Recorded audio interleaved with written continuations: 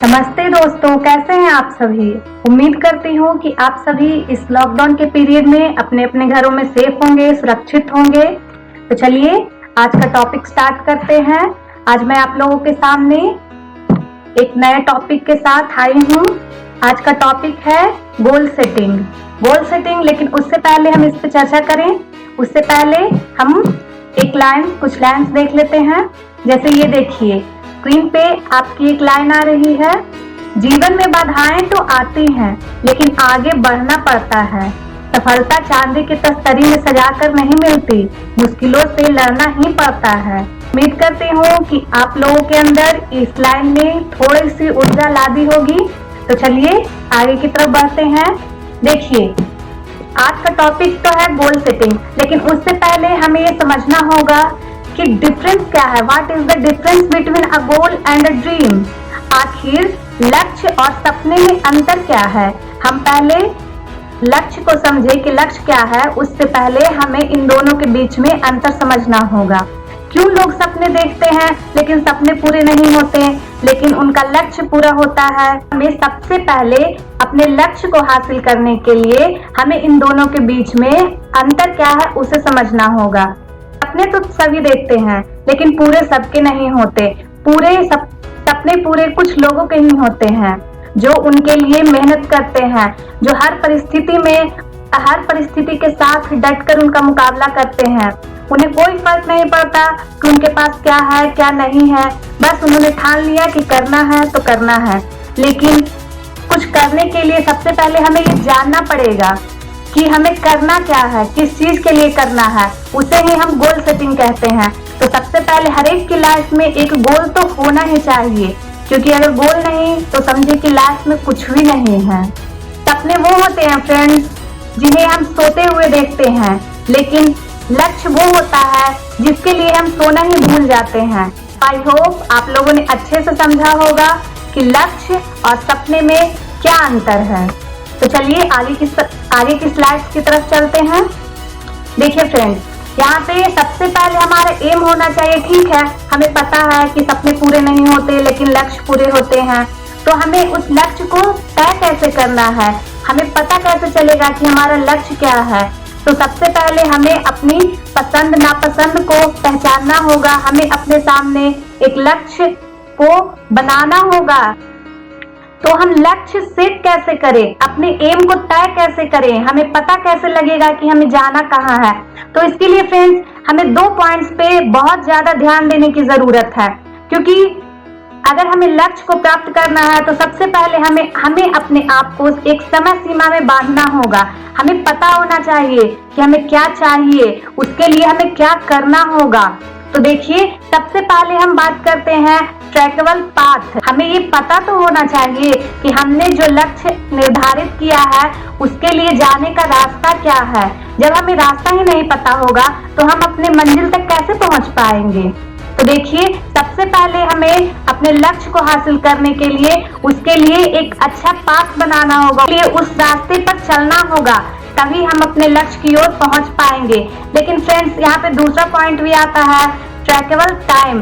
देखिए फ्रेंड्स, अगर हम एक रास्ते पे, ठीक है हमने लक्ष्य निर्धारित कर लिया, हमने रास्ता भी बना लिया कि ठीक है अगर हम ये रास्ते पे चलेंगे तो हम अपने लक्ष्य तक पहुंच जाएंगे, लेकिन रास्ते में बहुत सारे डिस्टरबेंस, बहुत सारे डिस्ट्रैक्शंस आते ही हैं। ये बातें हम सभी को पता है। तो उसके लिए हमें अपने आप को एक टाइम में बांधना होगा। हमें ये पता होना चाहिए कि अगर ये रास्ता हमें अपने लक्ष्य तक लेकर जाएगा तो हमें इतने टाइम में इस रास्ते को कवर कर लेना है, तभी हम अपने लक्ष्य तक पहुंच पाएंगे। ये नहीं कि बस रास्ता निर्धारित कर लिया और उस पे चलते जा रहे हैं, कभी ना कभी पहुंच ही जाएंगे। आप लोगों ने सुना ही होगा कि कोशिश करने वालों की कभी हार नहीं होती। लेकिन फ्रेंड्स, मैं आपको एक बात यहाँ पे ये भी बता दूं कि उनकी जीत भी कभी नहीं होती, बस वो जिंदगी भर कोशिश करते ही रह जाते हैं। इसीलिए हमें अपने आप को एक टाइम बॉन्ड में बांधना जरूरी है, क्योंकि अक्सर वो लोग वही गलती करते हैं कि वो रास्ते पर तो चलते हैं लेकिन उन्हें पता नहीं होता कि हमें कितने टाइम में वहां तक पहुंचना है। तो अब हम देखते हैं कि उस रास्ते पर जाने के लिए, उस रास्ते को अपने टाइम फ्रेम में कंप्लीट करने के लिए हमें अपने आप को किस तरीके से उसके लायक बनाना है, हमें अपने अंदर क्या चेंजेस करने हैं। तो फ्रेंड्स, यहाँ पे आप लोग देख रहे होंगे मैंने यहाँ पे एक रूल लिखा है, स्मार्ट रूल। तो इस रूल में हम देखते हैं फ्रेंड्स, S फॉर स्पेसिफिक। सबसे पहले हमें हमारा लक्ष्य विशेष होना चाहिए, हमें ये पता होना चाहिए कि हमें जाना कहाँ है, हमें अपनी रुचियों के अनुसार अपने लक्ष्य को निर्धारित करना है। देखिए फ्रेंड्स, अगर आपके मन में थोड़ी सी भी दुविधा है कि मैं ये कर पाऊंगा या नहीं कर पाऊंगा, मैं ये कर पाऊंगी या नहीं कर पाऊंगी, तो आप अपने लक्ष्य पे पहुंच ही नहीं पाएंगे।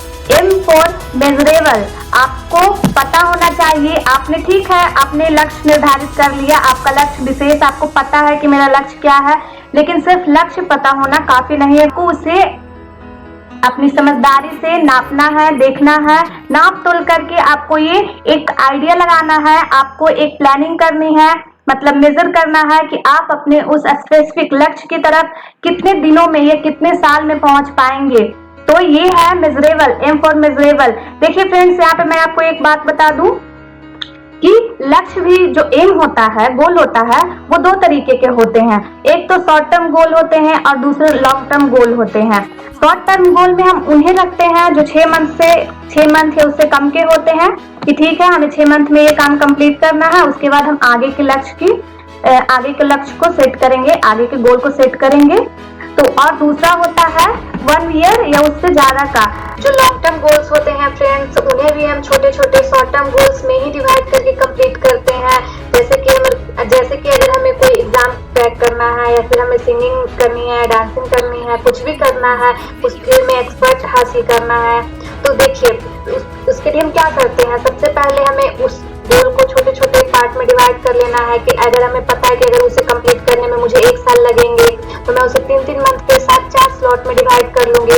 इस तरीके से मैं अपनी प्लानिंग करूंगी, लॉन्ग टर्म गोल को शॉर्ट टर्म गोल में कन्वर्ट कर लूंगी। इससे कोई भी इजिली अपने लक्ष्य को हासिल कर सकता है। अब हम आगे की तरफ बढ़ते हैं। थर्ड पॉइंट आता है अटेनेबल एंड फोर्थ आता है रियलिस्टिक। देखिए फ्रेंड्स, ये दोनों पॉइंट्स एक दूसरे के साथ इंटरकनेक्टेड हैं, क्योंकि यहाँ पे क्या है कि रियलिस्टिक, हमें ऐसे गोल नहीं बना लेने हैं जो कि हम कंप्लीट ही ना कर पाए। हम एग्जांपल ले सकते हैं कि अगर हम एक दिन में 1000 पेज की बुक पढ़ना चाहें, तो ये रियलिस्टिक गोल नहीं होगी, क्योंकि ये कंप्लीट ही नहीं होगी, इसे हम अचीव ही नहीं कर पाएंगे। लेकिन वही अगर हम ये चाह लें कि हमें अगर 1 मंथ में 1 बुक कंप्लीट करनी है, 1000 पेजेस की है, तो हम उसे डिवाइड करके कि हम पर डे के हिसाब से कितने पेज तक पढ़ें ताकि ये बुक 1 मंथ में कंप्लीट हो जाए, ये एक रियलिस्टिक गोल होगा जिसे हम अटेंड भी कर सकते हैं, जिसे हम पा सकते हैं, अचीव कर सकते हैं। यही है अटेनेबल और रियलिस्टिक। अब हम आते हैं टाइम ओरिएंटेड। टाइम ओरिएंटेड भी वही है फ्रेंड, आप जो कुछ भी करें, अगर आपने अपना लक्ष्य निर्धारित कर लिया है, उसके लिए आपको पता है कितना टाइम लगेगा, अटेंड कर लिया है, आपने एक रियलिस्टिक गोल भी बना रहे हैं, अगर आप टाइम बॉन्ड एक काम कर रहे हैं, तो आपको अपने लक्ष्य की तरफ बढ़ने से और उसे हासिल करने से कोई भी नहीं रोक सकता। तो चलिए आगे की तरफ चलते हैं। यहाँ पे देखिए फ्रेंड्स, एक बहुत ही खूबसूरत लाइन लिखी हुई है, लिखा है don't try, do it now. देखिए फ्रेंड्स, मैंने पहले ही बोला है कि ट्राई तो सभी करते हैं, लेकिन जो ट्राई करते हैं वो सिर्फ ट्राई करते रह जाते हैं, अपने लक्ष्य तक नहीं पहुंच पाते, क्योंकि वो अपने आप को एक टाइम नहीं देते, अपने आप को समय की सीमा में नहीं बांधते। तो आप ये अपने साथ ना करें, आप अपने आप को एक समय सीमा में बांधे और जो करना है उसके लिए अभी तैयारी करें, अभी से उसे स्टार्ट करें। एक दिन आप अपने लक्ष्य की ओर जरूर पहुंच जाएंगे। फ्रेंड्स, अगर आपको ये वीडियो पसंद आया हो तो आप इस चैनल को सब्सक्राइब कर सकते हैं, इस वीडियो को लाइक कर सकते हैं, शेयर कर सकते हैं, ताकि मुझे मोटिवेशन मिल सके और मैं ऐसे ही वीडियो आप लोगों के लिए लाती रहूं। तो थैंक यू सो मच।